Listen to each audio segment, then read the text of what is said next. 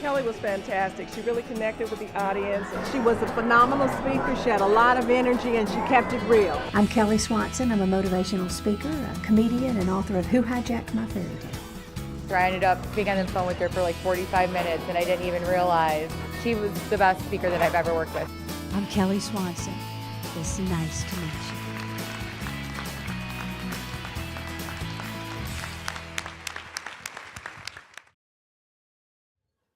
Look at all these people staring at you.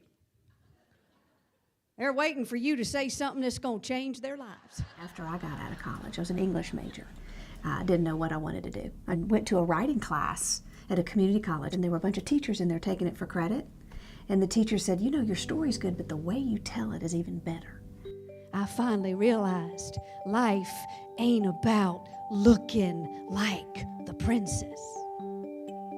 So I started going to schools, telling stories, and I fell into the world of storytelling and became a professional storyteller. So then I met a humorist, Jeannie Robertson, and she said, you know, you need to be a motivational speaker. What you do is motivating already, and you just need to take it to an audience. And it took a while because I had low self-esteem, and that's hard on your confidence. You know what I looked like in high school? I looked like androgynous Pat.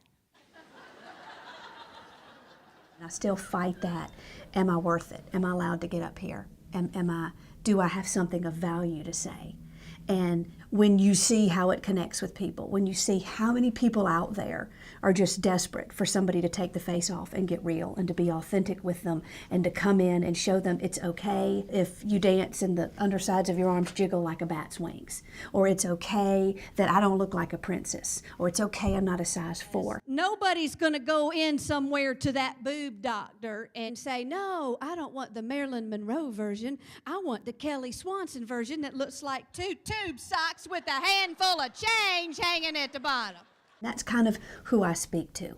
Not the ones with all the confidence in the world, but those who are sitting there that they really wanted to have this dream, and they maybe had a moment in the spotlight or didn't, and they left it because they got scared or somebody said they couldn't do it. I'm bringing humor and hope, laughter, stress relief, that encouragement that says we're gonna get through this together. You're gonna be okay. And if you don't think humor and hope is important, I'll show you somebody who doesn't have any. Maybe there was another reason I couldn't see at the time of the season, because I knew all the notes. I could play them with ease. I practiced, I performed, I studied theories, but I think the reason my heart was dismaying was because I never believed in the song I was playing. And what good if you're skilled and you know every part if the song that you sing doesn't come from your heart? That's the beauty of storytelling. You're telling them that story about Mama being painted on black velvet for Daddy for Christmas, and about her decorating the house, and there's not a tiny square inch of that house couldn't be nailed on, glued on, tagged on, shoved on top of that didn't have a Christmas decoration on it. And they're listening to your story, and they're there in Pride's Hollow, but they've also gone somewhere else. I did a retirement home one time, and there's a lady crying in the back. She was somebody that just happened to walk in. She was working, and she said, you just took me back to my Christmas with my mama, and it was just, you brought me, you know, I was there, and I realized she was somewhere completely different, and I love that. There's a bigger reason for why I do what I do. This is not about me. When you love on people, and you help them heal, and you watch them, you see the impact, you just sit back and go, whoa, this is bigger than me. This is bigger than a job description. Loved her honesty.